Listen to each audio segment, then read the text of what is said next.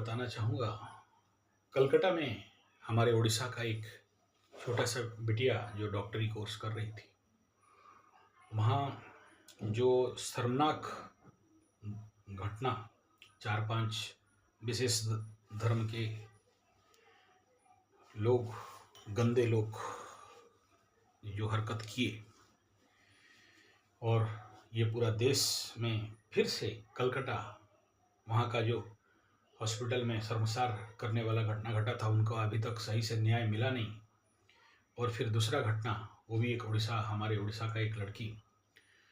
तो ये देखने से, सुनने से इस बात को बड़ा दुख लगता है और उसके लिए मर्माहत हूँ मैं। लेकिन जो मेरा test एस्ट्रोथेरेपी Sanjay ji 75 YouTube channel में 3 महीना पहले से ये बात बताया था कि फिर से शुक्र पीड़ित होने जा रहा है और महिलाएं सावधान रहें, और ये बात इस समय आपके समक्ष है।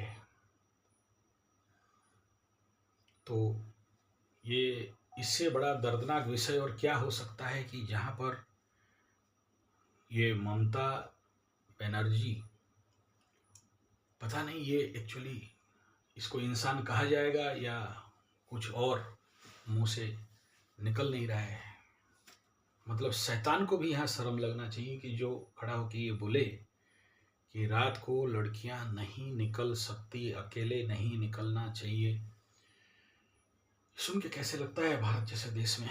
सोचो, मेरे गांव के लड़की मेरे गांव में नहीं निकल पाए, इस देश में वहां तक भी परिस्थिति फिर तो आगे चल के हो जाएगा कि इस परिवार का बेटी रात को अपने कमरे से भी नहीं निकल पाए। तो इससे बड़ा दर्दनाक और दुखद विषय ये फेल्योर ऑफ पॉलिटिक्स नहीं है तो क्या है, ये एक पर्टिकुलर धर्म के तरफ सुरक्षा करने का नहीं है तो और क्या है।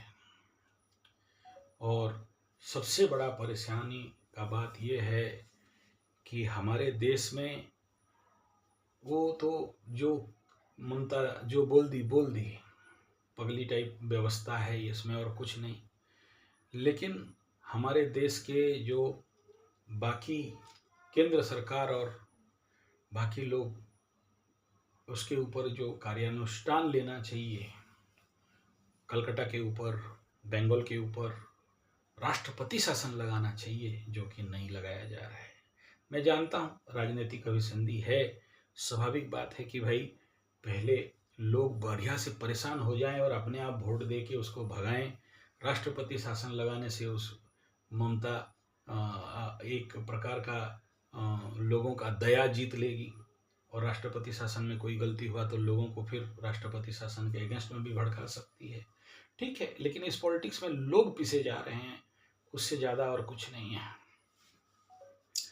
तो हमारे देश के लिए इससे और शर्मनाक विषय क्या हो सकता है कि इसी देश का एक लड़की, इसी देश का एक बेटी नहीं निकल सकती है। ठीक है, हो सकता है ये अपने लेवल का सच या झूठ अलग बात है, लेकिन फिर भी जिस देश में हम एक सेकुलर देश कहते हैं और जिस देश को नारी और पुरुष का समान दर्जा कहते हैं, और नारी पुरुष से बिलग नहीं है ऐसा कहते हैं, मतलब लिंग भेदभाव नहीं रहे ऐसे कहते हैं, तो उस देश में ऐसा होना, इससे बड़ा दुखद और शर्मनाक विषय क्या हो सकता है।